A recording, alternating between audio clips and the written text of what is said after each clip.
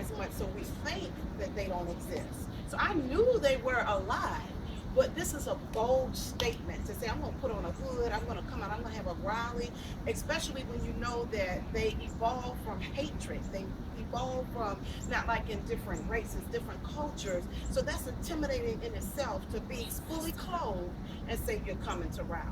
Well, this is what I said to them because we interviewed them yesterday, and they say, we're no longer a hate group. So, but you're wearing these hooded robes that most people associate with the uniform of a murderer or a rapist. So is it Then you should have showed your face. But even if you don't, if what you're saying is accurate and you really are trying to evolve, why are you wearing this? Why are you coming together as KKK and Rally? If you're no longer a hate group, then why couldn't you come together as individuals and say, we're going to try to stand up against the immigrants that are coming in?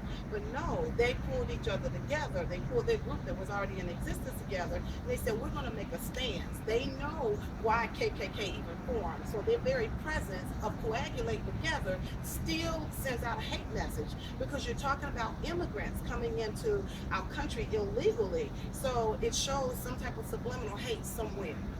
What do you think that's crazy? Of course. I just think they try to keep it away from us. But I wouldn't be there in Mississippi by myself on a dark road. Matter of fact, I wouldn't be right here in Troy, North Carolina by myself on a dark road and needed some help. And then I run into some KKKs that say that they no longer hate African American people. So of course, yes, they still exist. I'm very much alive.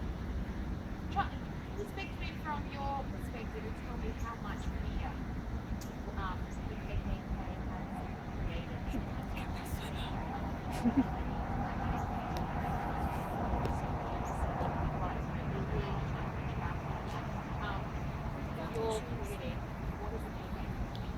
Well, actually, I'm old enough to have been alive to see riots, to have seen the aftermath of the hatred, and just the subliminal ostracizing and oppression of my people.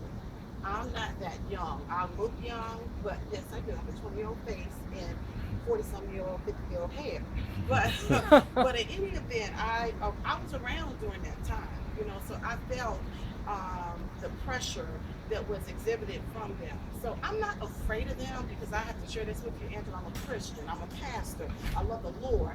So I'm not fearful, but I'm fearful for other people and what the message really is that they're trying to hide. Those that don't know God, those that may not be as educated about the impact they really have with their hatred. I'm fearful for those individuals. If they say that they don't condone violence, if they're not killing or if they're not raping, What are they doing? Well, even if they're not, do you think their words alone can be just as potent and sparkling, even if they're not going out and committing the murders because they're too afraid to end up in jail, like they may not have been decades ago? Do you think that their words are still potent? Yes, ma'am. I'm going to share something with you. Proverbs 18:21 says, it's like a death in the tongue. There are people that could be emotionally abused. There are people in relationships that the words have killed their self-esteem, killed their dreams, even killed their livelihood. So the hate words in itself have a whole lot of power.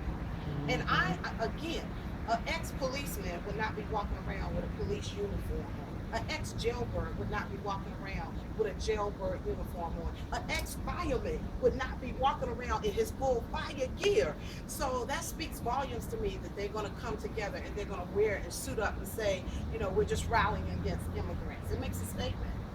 Do you think 2014, America has the first African-American president, the most powerful man in the country, potentially in the world?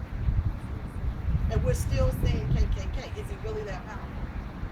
That's a question. And it gives Americans something to ponder, because, this is a real deal up there. I went through it. I was so scared for the people. We saw men with rifles. We were wondering why they were so packed with rifles and all sizes of guns as we went through there. So yes, is our president really that powerful? You're welcome. No, okay. Tell me how I refer to you again on camera. Oh, I'll give you I have Excellent. something. Give me a I'll card. give you a That's card. great.